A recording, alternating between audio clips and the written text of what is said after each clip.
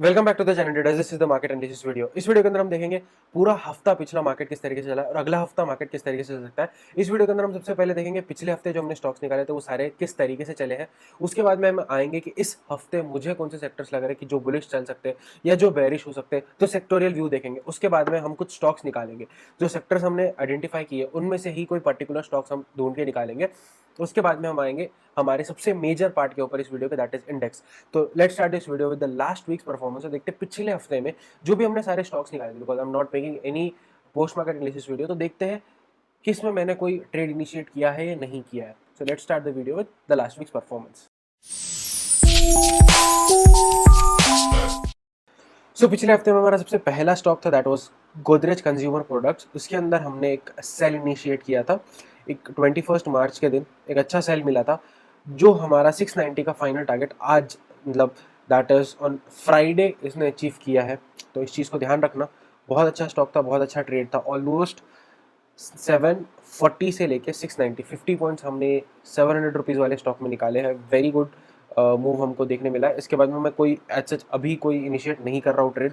सो हमारा next stock है हिंदाल्को। हिंदाल्को के अंदर आपको क्लियरली दिख रहा है एक ब्रेकआउट हमको मिला था एंड हमारा जो फाइनल टारगेट था 630 का उसने वो अचीव कर लिया। We initiated a trade at 585 के आसपास। 15 पॉइंट ये और 30 पॉइंट्स हो, मतलब ऑलमोस्ट इस स्टॉक में हमने 45 पॉइंट्स कैप्चर किए हैं। अ वेरी गुड ट्रेड। 600 रुपये के स्टॉक में 45 points is a very good number. तो हिंदाल्को में भी हमने बहुत अच्छा टारगेट अचीव किया है। नेक्स्ट स्टॉक के ऊपर आते हैं, that is Muthoot finance. Muthoot finance के अंदर हमको एक बाय एंट्री ट्रिगर हुआ था। यू कैन क्लियरली सी एक बाय एंट्री ट्रिगर हुआ था। फर्स्ट टारगेट अचीव किया और सीधा सेल आया। सेल आया तो एक बहुत बड़ा सेल आया एक ही कैंडल में। बहुत बड़ी कैंडल है इसका। अगर हम लोग अगर ओपन हाई देखें, हाई और लो देखेंगे तो it is 1350 and low is 1277। तो बहुत बड़ा हाई और लो है। तो फ्राइडे के दिन तो ये स्टॉक ट्रेडेबल नहीं था, बट हाँ this was a rally that could be captured. और जो मैंने पर्सनली करी थी, almost I captured it at 1345 के आसपास मैंने बाय एंट्री बनाई थी। 1380 तक मैंने होल्ड किया था इसको। 1380 पे मैंने इसको एग्जिट कर दिया था। हाई प्राइस इज 1378, तो ऑलमोस्ट यहीं कहीं मैंने इसको एग्जिट किया था। इनफैक्ट मेरा ट्रेलिंग स्टॉप लॉस हिट हुआ था, छोटा सा स्टॉप लॉस मैंने रखा हुआ था। तो we got a very good entry in Muthoot Finance stock. तो मुथूट फाइनेंस भी बहुत अच्छा स्टॉक रहा हमारे लिए। अभी इसमें भी कोई इनिशिएट नहीं कर रहा हूँ ट्रेड। नेक्स्ट स्टॉक के ऊपर आते हैं, दैट इज विप्रो। और विप्रो के अंदर हम लोग यहाँ कहीं एक ट्रेड इनिशिएट करने वाले थे, जो अब जाके एक ट्रेड इनिशिएट होता हुआ दिख रहा है। यहाँ कहीं एक ट्रेड इनिशिएटेड दिख रहा है। अगर ये रिटेस्ट करके नीचे आ जाता है तो I am going to initiate a trade. इस लेवल से नीचे 600 से नीचे मैं इनिशिएट करूंगा for the target of 560। 40 points में लूंगा, but I trade on a confirmation. Retest होकर अगर नीचे आता तभी मैं इनिशिएट करने वाला हूँ। नेक्स्ट और लास्ट स्टॉक के ऊपर आते हैं, that is Reliance. That is literally leading बहुत टाइम से और बहुत अच्छे से रिलायंस चल रहा है। और रिलायंस के अंदर हमने साथ में एक ट्रेड इनिशिएट किया था। So this is the active trade. तो इस चीज़ को ध्यान में रखना। हम लोग साथ में एंटर किए हुए हैं स्टॉक के अंदर। अ वेरी गुड स्टॉक। तो इस चीज़ को ध्यान में रखना।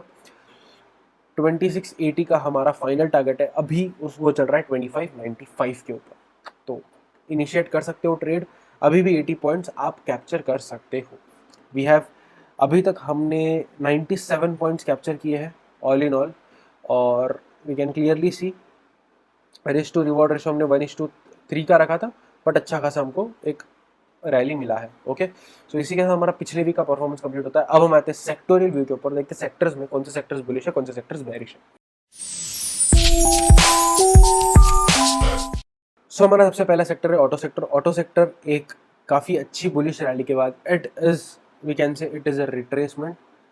अगर हम एक फिब लगाते हैं तो वी कैन क्लियरली सी ये एक रिट्रेसमेंट है।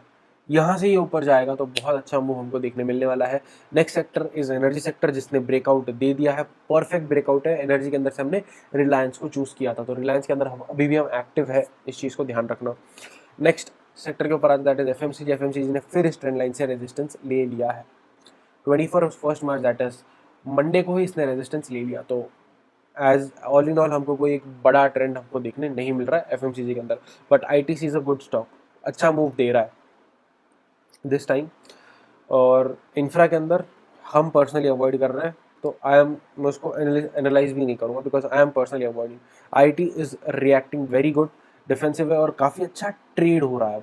You can clearly C trade हो रहा है, बड़ी बड़ी ग्रीन और रेड दोनों कैंडल्स है, बड़ी बड़ी कैंडल्स है, तो काफ़ी अच्छा ये सेक्टर ट्रेड हो रहा है, तो इस चीज़ के ऊपर ध्यान रखना।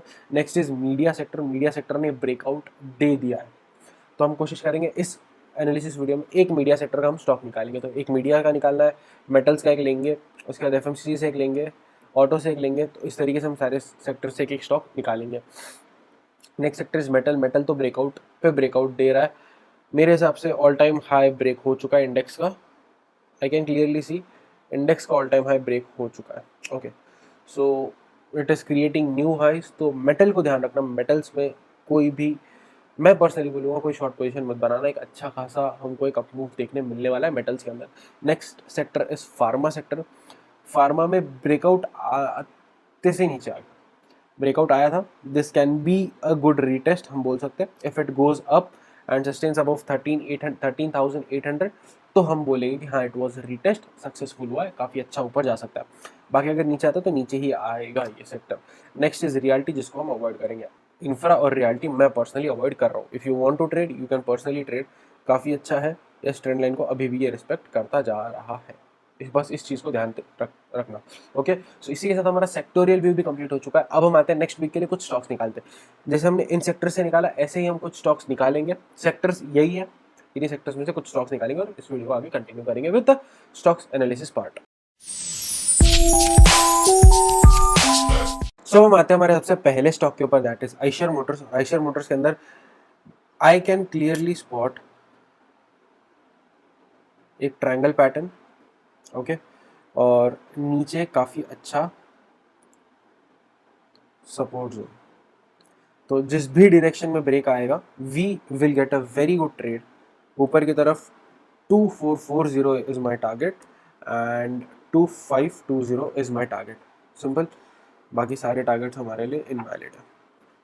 नीचे आता है तो 2320 से नीचे आपको सेल करना है for the initial target of 2265, और उससे नीचे आता है तो 2215 के टारगेट के लिए हम सेल कर सकते हैं। इन दो टारगेट्स के लिए नीचे सेल करना है, बाकी ऊपर के दोनों टारगेट्स मैंने आपको दिए हुए। एक नीचे का फाइनल टारगेट मैं आपको दे दूंगा, दैट इज 2120। ओके, सिंपल 2120 का एक फाइनल टारगेट है। अगर बहुत ही बड़ा ड्रास्टिक मूव हमको देखने मिलता है तो this is going to be my target in Eicher Motors. Next stock के ऊपर आते हैं, that is Sun TV. And Sun TV is a very very simple analysis. एक जोन दिख रहा है एंड सेम नीचे की तरफ भी एक जोन दिख रहा है, जहाँ पे कई बार कुछ ना कुछ तो हुआ है। या तो सपोर्ट लिया है, जैसे यहाँ सपोर्ट लिया था, कभी रेजिस्टेंस लिया है, कभी ब्रेक किया है, फिर से इस जोन में आके कंसोलिडेट काफ़ी हुआ है। ओके, एंड उसके अलावा this is kind of inverted head and shoulder pattern. Perfect नहीं है बट एक kind of inverted head and shoulder pattern है। This is a shoulder, this is a head and this is a shoulder. तो इस तरीके का भी एक पैटर्न अगर ब्रेकआउट देता है ऊपर की तरफ तो ही हम इसको बोलेंगे कि चलो हाँ कोई एक हेड एंड शोल्डर पैटर्न हमने स्पॉट किया था, that has went perfectly fine. First target 480 का लेंगे, नेक्स्ट टारगेट 492 का लेंगे। नीचे आता है तो फर्स्ट टारगेट हम लेंगे 452 का, और नीचे आता है तो 440 का हम एक और टारगेट लेंगे, सिंपल है। नेक्स्ट स्टॉक के ऊपर आते हैं, that is ICICI Bank. Because Bank Nifty से हमको एक स्टॉक चूज करना जरूरी है, because we are trading Nifty also, we are trading Bank Nifty also. तो बैंक निफ्टी से हमको एक स्टॉक लेना बहुत ज़्यादा ज़रूरी है। बट इस स्टॉक को लेने के पीछे एक बहुत बड़ा रीज़न ये भी है, दैट इज दिस एरिया। इसको अगर ये ब्रेक करता है तो we are getting this and these, मतलब ये दो टारगेट्स हमको इजीली मिलेंगे। अगर ऊपर जाता है यहाँ से, यू कैन क्लियरली सी एक छोटा सा ट्रेंड रिस्पेक्ट हो रहा है। यहाँ पे हमको एक छोटा सा ट्रेंड रिस्पेक्ट होता हुआ दिख रहा है। अगर यहाँ से ऊपर जाता है तो 720 एंड 740 ये दो टारगेट्स हमारे रहने, और ऊपर जाता है 760 के आसपास या फिर 780 के आसपास का टारगेट भी आप ले सकते हो। एवरी 20 पॉइंट्स राइज हमारा टारगेट रहेगा। नीचे 680 और 660 के हम ये दो टारगेट्स लेंगे।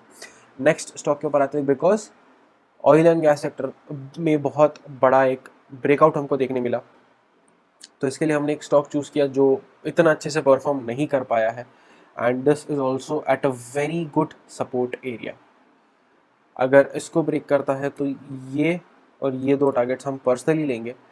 बट अगर यहाँ से ये सपोर्ट लेके ऊपर जाता है एंड सस्टेन्स अबव 765. ओके, 765 से ऊपर अगर सस्टेन करता है तो हम 790 तक का पहला टारगेट ले सकते हैं, और ऊपर जाता है तो 820 तक का एक और हम टारगेट ले सकते हैं महानगर गैस, दैट इज MGL के अंदर. नेक्स्ट और लास्ट स्टॉक के ऊपर आते हैं जिसको हमको एक स्टील सेक्टर से हमको या फिर एक सेक्टर से हमको लेना था, दैट इज अडानी एंटरप्राइज. एक इम्पॉर्टेंट चीज़, यहाँ पे आपको एक ब्रेकआउट दिखेगा. ओके, सो हो सकता है इसको रिटेस्ट करने आ सकता है. दूसरा, अगर मैं थोड़ा सा बड़ा पिक्चर आपको दिखाऊं तो अभी बड़े पिक्चर पे it is yet to break out this zone, it is yet to break out. तो हमको क्लियरली दो जोन्स मिल चुके हैं. इससे ऊपर अगर ये निकलता है तो 1900 and 1960 will be my two targets. अगर रिटेस्ट फेल होता है, अगर रिटेस्ट करने आता है, रिटेस्ट फेल होता है और अगर नीचे आता है तो फर्स्ट टारगेट हम 1800 का लेंगे एंड उसके बाद हम टारगेट थोड़ा सा बड़ा लेंगे, दैट इज 1760 के आसपास थोड़ा बड़ा टारगेट लेंगे. ओके, सिंपल है. तो हमने स्टॉक्स एनालिसिस कंप्लीट कर लिया. अब हम आते हैं इंडेक्स के पार्ट के ऊपर, देखते हैं इंडेक्स में मेरा पर्सनल व्यू क्या बन रहा है. निफ्टी एक चैनल पैटर्न को फॉलो कर रहा है, काफ़ी दिनों से कंटिन्यूसली एक पैटर्न को ही ये फॉलो कर रहा है. ओके, सो ये एक चैनल में है ये. ओके, जैसे इस चैनल का ब्रेकआउट मिलेगा, I am saying you we are going to get big targets ऊपर की तरफ. 17,400 एंड 17,600 इन दो टारगेट्स के लिए हम बाय कर सकते हैं विद स्टॉप लॉस ऑफ 17,000. अगर नीचे आता है और this time if it breaks 17,090 तो हमको एक फॉल मिल सकता है for the target of 16,900 and almost I would say 16,750. इन दो टारगेट्स के लिए हमको एक सेल मिल सकता है. अब हम आते हैं नेक्स्ट इंडेक्स के ऊपर, दैट इज बैंक निफ्टी. और बैंक निफ्टी के अंदर आई कैन क्लियरली सी एक डाउन ट्रेंड. ओके, सिंपल सा एनालिसिस मैंने पहले ही करके रखा हुआ है because I have created some positions for myself. एक सिंपल सा लॉजिक बता देता हूँ आप सबको. This is a good resistance area and this is a good support area. Okay, जो भी ब्रेक करेगा बड़ा टारगेट मिलेगा ऊपर की तरफ. इन दो टारगेट्स के लिए आप बाय कर सकते हो. नीचे वाली लेवल के स्टॉप लॉस के बाद नीचे आता है तो इन दो लेवल्स के लिए आप सेल कर सकते हो. बड़े टारगेट्स है, काफ़ी बड़े टारगेट्स है. मैं पर्सनली इन टारगेट्स के लिए ट्रेड इनिशिएट करने वाला हूँ. ओके, सिंपल सा एनालिसिस था. आई होप आपको ये वीडियो समझ आया होगा और सारी चीज़ें समझ आई होगी. और प्लीज़ अगर आपको समझ आ रहा है तो प्लीज़ लाइक करने का कमेंट करके देना. With that said I end this video very very happy to always back and thank you for watching and staying this long.